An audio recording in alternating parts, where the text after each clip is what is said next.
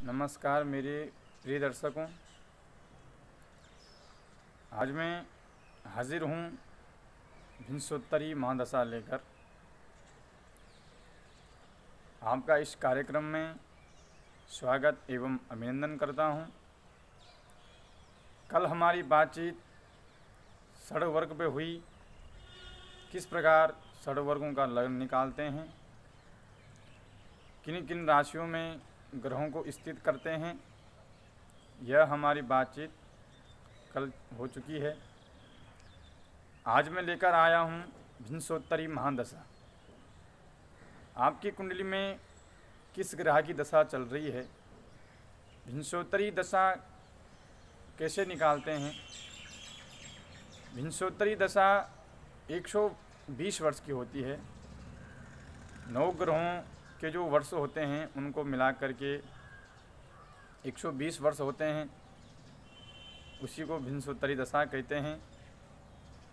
तो आइए विंशोत्तरी दशा कैसे निकालते हैं आप ध्यान से देखिए।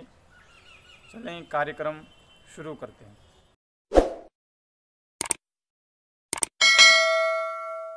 तो देखिए दर्शकों, विंशोत्तरी महादशा निकालने के लिए सर्वप्रथम कृत्तिका नक्षत्र जो तीसरा नक्षत्र होता है वहाँ से लेकर जन्म नक्षत्र तक गिनना है कितनी संख्या आ रही है।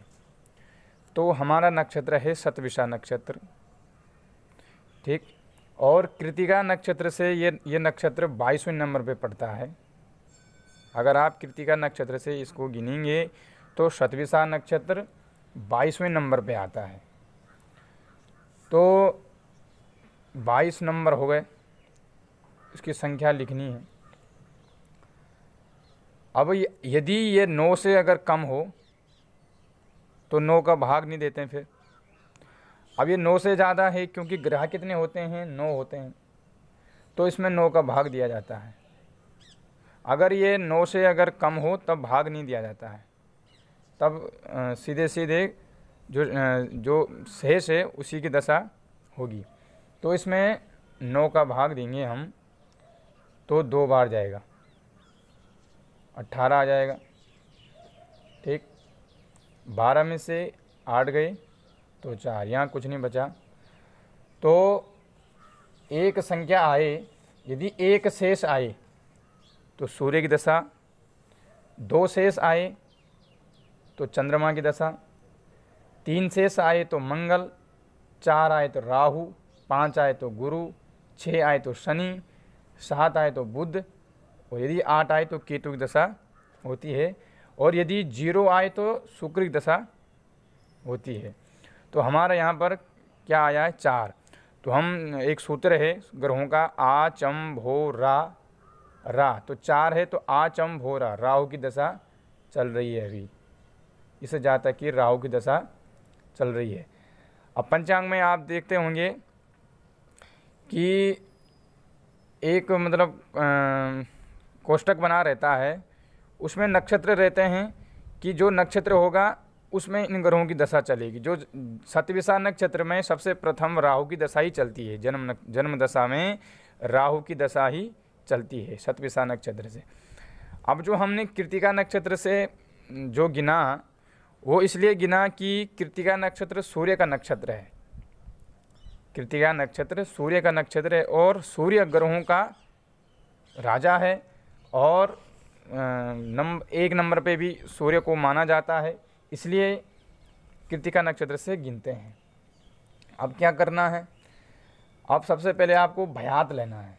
जो आपने भयात बनाया हुआ, आपका जो भयात है हमारा 28, 36, ये है भयात। भयात को पलात्मक बनाना है। तो पलात्मक कैसे बनाते हैं, इसमें 60 का गुणा करेंगे तो ये आ जाएगा 1680, ठीक।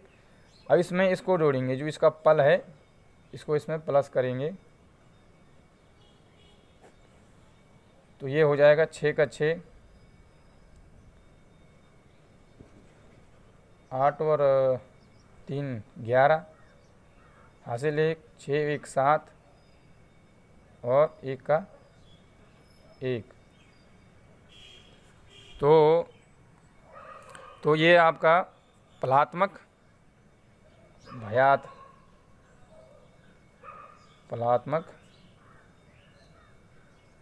भयात हुआ। अब आपको बभोग भी लेना है। हमारा बभोग है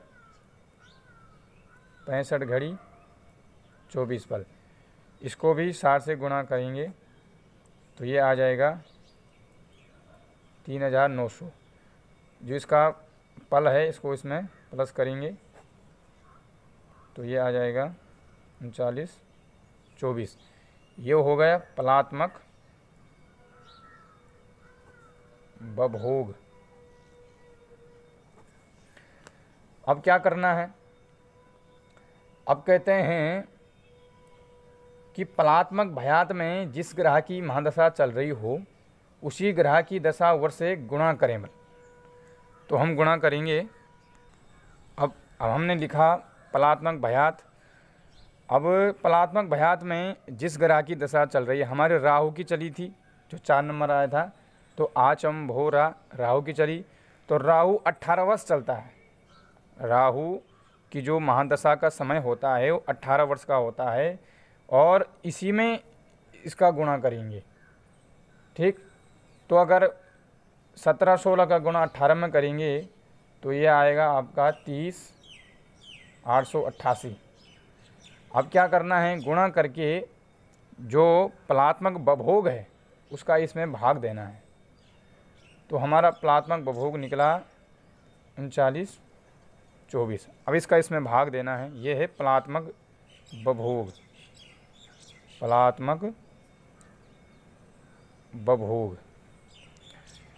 अब इसका भाग देना है तो 7 बार जाएगा, 7 बार भाग जाएगा। तो ये हो जाएगा 27,400।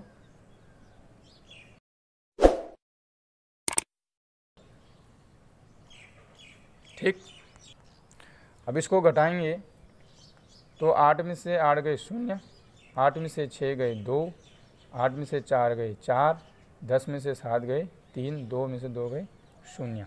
ये हुआ हमारा वर्ष। ये वर्ष निकला। अब इसको क्या करना है? वर्ष कितने होते हैं?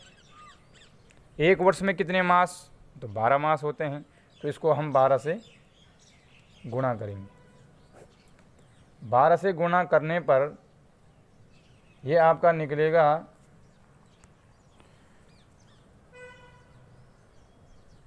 41,040। ये इतना निकला। फिर इसमें भी फलात्मक बभोग से भाग देना है। तो सीधे सीधे ये 10 बार जाएगा,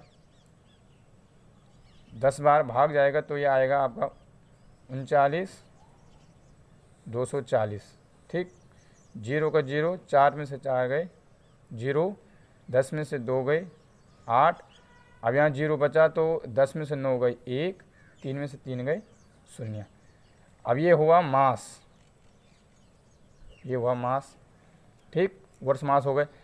अब एक मास में कितने दिन होते हैं? 30 दिन होते हैं। तो इसको 30 से गुणा करते हैं। तो गुणा करने पर ये आएगा आपका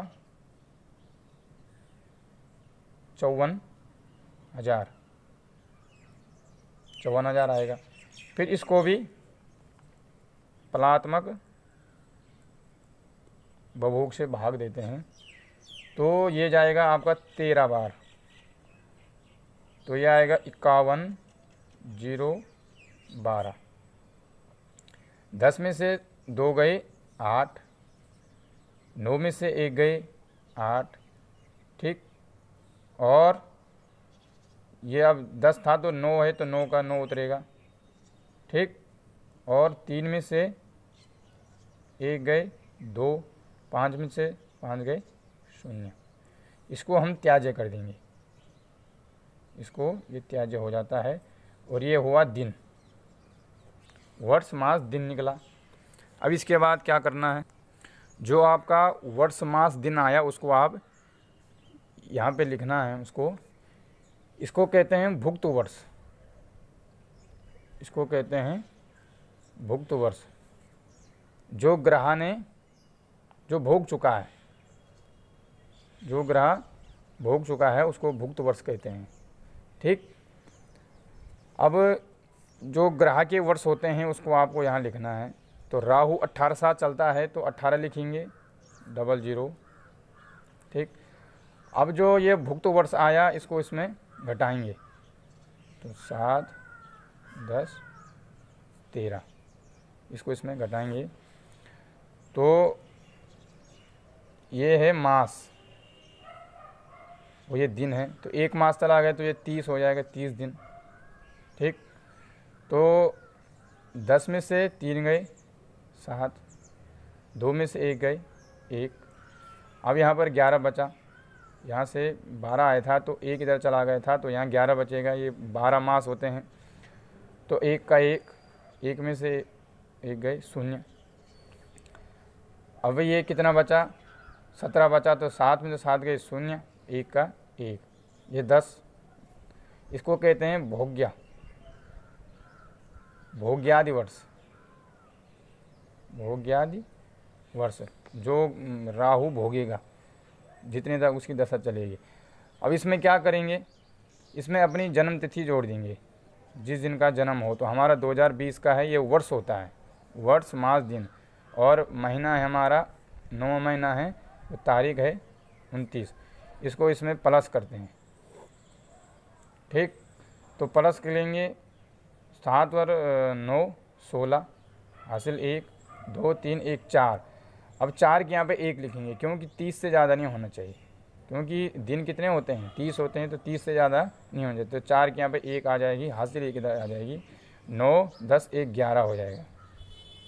ठीक, 11 और 0 0 और 2 1 3।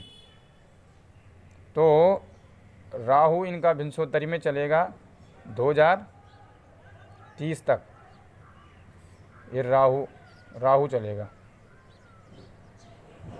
अब इसमें आगे कैसे जोड़ेंगे, राहु के बाद गुरु चलता है तो इसी में प्लस करेंगे। गुरु के वर्ष कितने होते हैं 16, तो 16 इसमें प्लस करेंगे तो ये हो जाएगा